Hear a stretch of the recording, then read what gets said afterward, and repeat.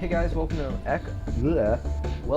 episode 6 of Optimized. There we go. Welcome to episode 6 of Optimized, the Infinifactory walkthrough. So, this episode I'm going to be covering Resource Site 902.42, the end of the Overlord campaign. And if this is the first time you're playing these levels, you don't even know that, because that's kind of a spoiler. Sorry about that. What are we looking at? We've got Puzzle Meat Product Type 57. So let's take a look at what this is.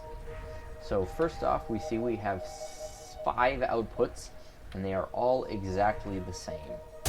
And they are all this packaged animal. So let's go see where we get those animals to package.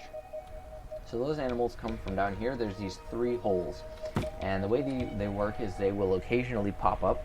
And I've just got a sensor with a pusher to immediately push them off of their hole. And then once the second one shows up, they'll get pushed onto this belt and moved over to this lifter and onto this belt. And the whole thing is enclosed by blocks because they will randomly hop. You'll see that once I start this. So they get pushed up here onto this belt all the way over to here and end up going through this processing machine.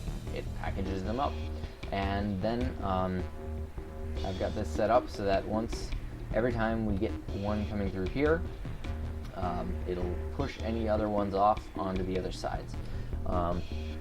It's a little bit random when they pop up, so there's not always going to be some getting pushed off to the sides, but if I run it long enough, all of them get finished. So let me just show you how that goes. They pop up, and you can see they're trying to turn and jump. It's not working very well though, because they are blocked. Then they get pushed up by this lifter onto the belt over here and run through the processor.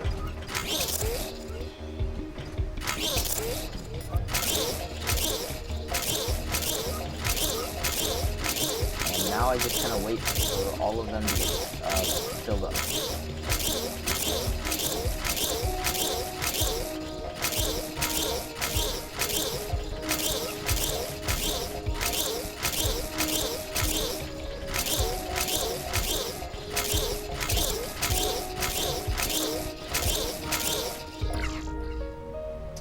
There we go.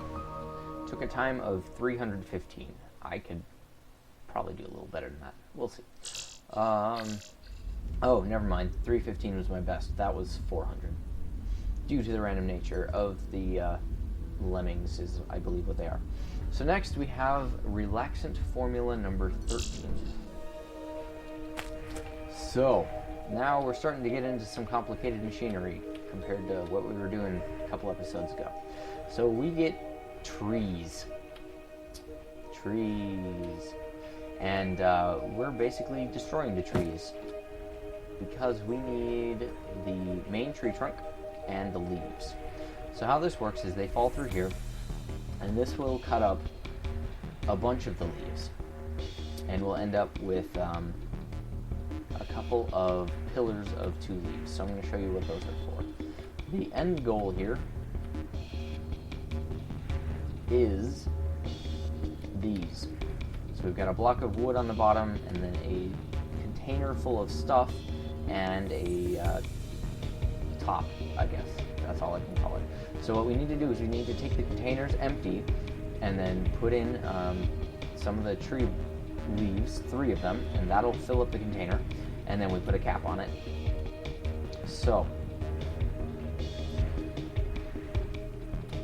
we chop up the tree, and the leaves we get 4 2 stacks of leaves, and those basically follow this long belt all the way over to here, and they get lifted up and put in the shredder, or whatever you want to call it, and if there's any extra ones, they get destroyed immediately, because due to the ratios of the inputs, you end up with a lot more leaves than you need if you cut them apart as efficiently as I did. Oh well. And we've got an extra eviscerator there to take care of anything that falls down there. And then the branches get pushed over to here, or the main bark of the tree gets pushed over to here, and we take off every other section, so we end up with 3 pieces of wood per tree.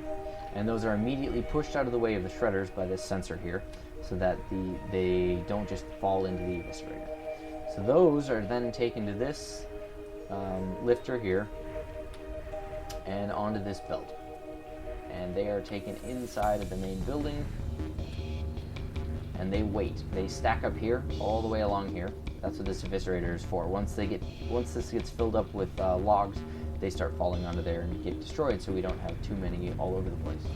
So those fall into there, and we've actually got another one of those stack up type of situations here from the tops. The tops are immediately lifted up on this belt and taken in here, and they also stack up on this belt and get destroyed when there's too many. And then when we need them, we can push them off into the middle here. So what determines when they're ready? That's going to be the middle piece. So these come out really slowly, and the trees come out really quickly, which means we need to shorten the distance between the canisters. So the first one is going to get pushed onto this zigzag here. It'll trigger this sensor, and the second one will get to skip the zigzag, so they'll end up fairly close to each other. Then, how does this go after that? The first one will pass through here, and the second one will hit this sensor and push the third one onto this zigzag, so that'll space them out a little bit more. And we got another sensor here to push something onto, or skip the zigzag. Basically, all of these zigzags and pushers are meant to space out the canisters, and given some thought, they could probably be completely avoided.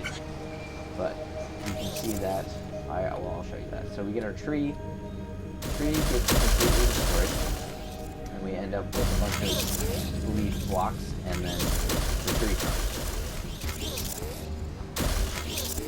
Leaf blocks and tree trunk all go over here and just stack up along with the canister tops. So the leaf blocks all end up here, and they get shredded up for these things. So now let's take another look at the canisters. That's kind of the most complicated part here. So one goes there, and the second one does not go there, so they're fairly close together. And then the second one gets spread out a bit, so that it's actually really close to the third one, and that gets spread out a little bit. And the point there was to prevent these leaves from overflowing, but I found out you can't really avoid that. But it gives it enough time to fill up. So anyway, once you have a full canister, it triggers both of these buttons, and those are both those sensors, and those allow a log and a top to fall down here into this welder. And due to the heights differences, it's timed out just right so that once the canister gets up here, we've got a log on the bottom, and the top falls just on top of it. And then the next one coming in will move this blocker so that it can get out and go to the escape.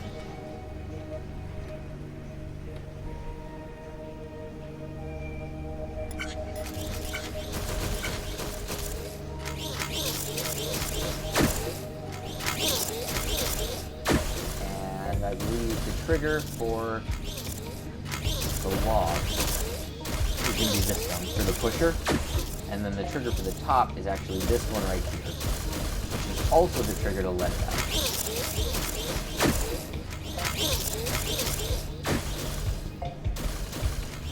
So it's kind of a funky wiring situation, but it works. And that's really the goal here, is to make something that works.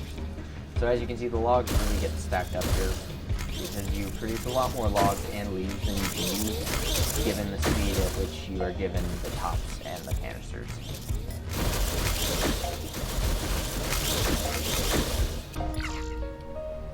But it fills them up. So next up, we've got terrestrial drones. And and that's going to be these guys. Basically, we're building little tanks.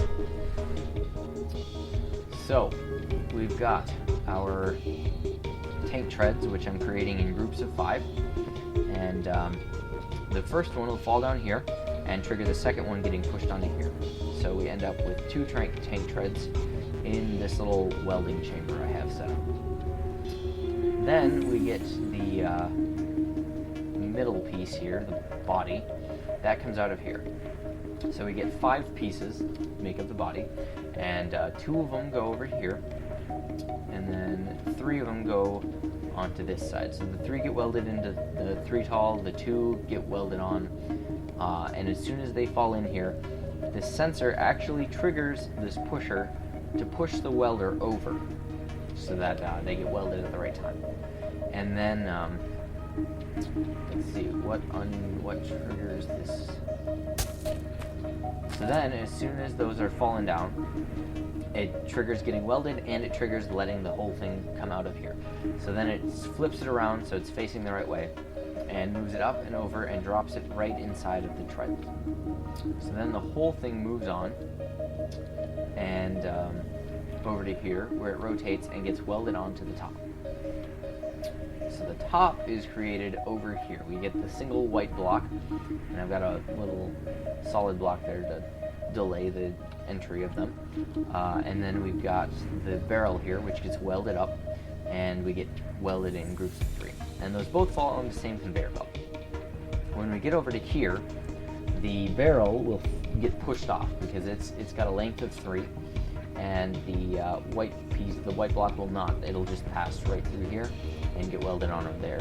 The barrel will get lifted up and pushed over, and actually falls in right in place with the main body, and then they get welded together and fall onto the treads together and get moved over here to get welded onto the white block.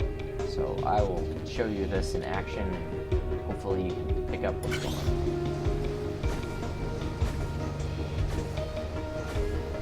So we get 5 of the main body pieces, and those get welded into a group of 3 and a group of 2, and moved over to here. Meanwhile, we've got our barrel coming, and it gets welded on. We've got our tank treads coming out in groups of 5. And the second one pushes the first one off, and then gets pushed over. And they fall down here, so that they are inside the welder, and they just get welded on the bottom right there. This welder kind of just goes right through the hole. Meanwhile, we've got our barrel and our white block control piece, whatever it is. The barrel gets over here, and as soon as it gets that, it's lifted up and meets up with the main body. And the white block passes right through. And then, as soon as this tank is ready, the white block ends up on top of it, and they both move into the welder together, and it gets welded together, and that is the end of the control piece. I've got a lifter right here under the conveyor belt to lift up the white block there.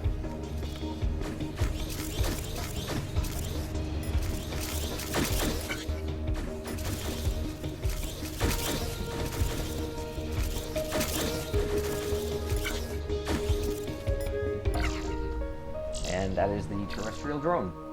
Next up, we have meat product type 101. So this is going to be a different meat product than the one we were making before. So let's take a look at what we've got here. It looks like a whale. So right off the bat, you might notice that I am basically destroying most of the whale. All I'm taking is this section right here, 7 by 3, that fits through this hole. That's because there are 2 different products we need for this. There's the muscle product and the skin product, outer layer product. So the muscle is contained inside of this section that I'm keeping. It's a 3 by 3 by 5 chunk. And I need to take out the one in the very middle because that's the backbone of the whale. So how this works is we cut up all of the whale except for this main block. That gets rotated and then fed into this eviscerator mechanism. And basically, that will cut the whale into strips. So we get 2 strips that'll fall into here, and the rest of them will continue on these belts and fall off elsewhere. And then this one will actually destroy the one in the middle because it's more than we need. You'll also notice I've got my input rate set to -10. However, it still goes pretty quickly because I get a lot of product from each whale. So the strips with the eyes are kind of annoying because you don't want to package the eye, you want to destroy the eye. So that's what this is, and I believe that's the only one. So we're gonna get muscle pieces, I think, from here, and a skin piece on this belt and this belt. I think, nope, this belt and I don't know, one of the ones under here. But basically, they all get moved around, the eyes get chopped off, and the skin pieces get put through here, the muscle pieces get put through here, and this little mechanism will split them evenly amongst the outputs. So I will show you how this goes, and you can see how it is for yourself.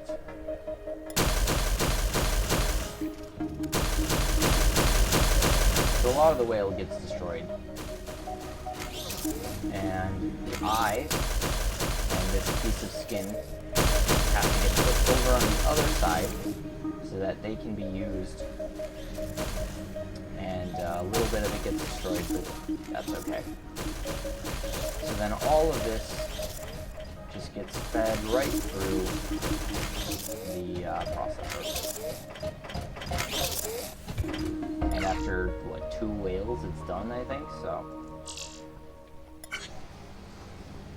So let's take a look at this side and see what happens. So that'll get destroyed, and we get 2 pieces on the bottom.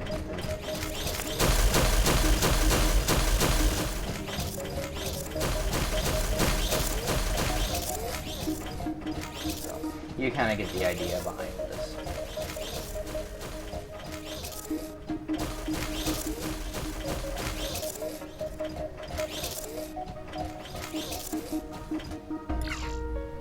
There you go.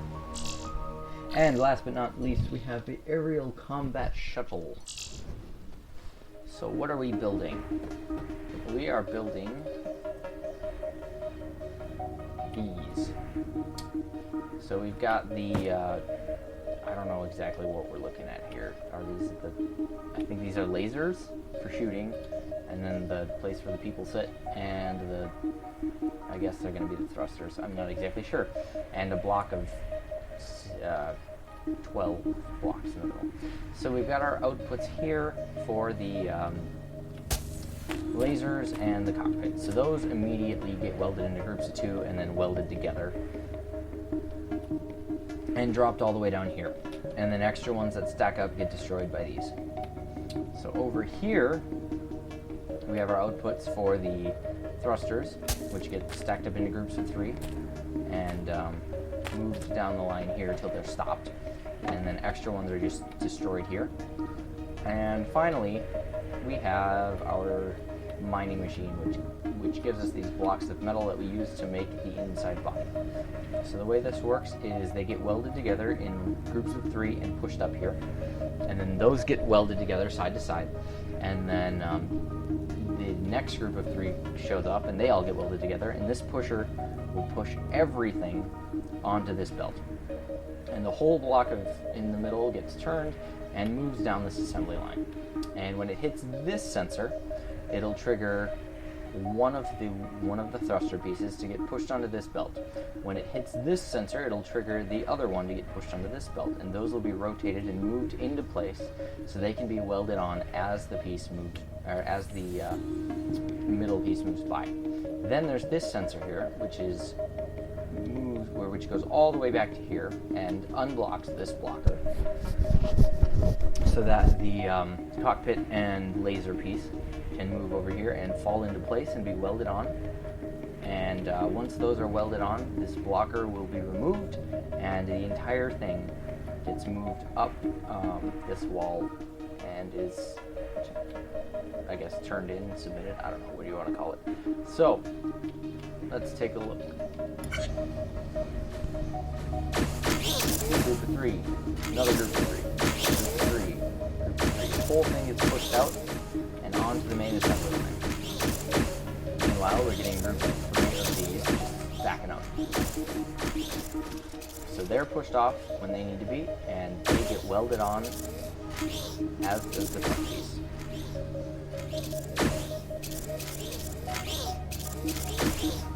And the front piece is welded in by these 2 pieces there. They move along together and then get welded. So out here, we've got, they get groups of 2 and 2, and then they get welded together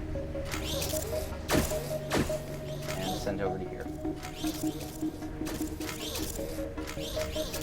And it looks like I actually never have too many, which is nice. But I plan for it.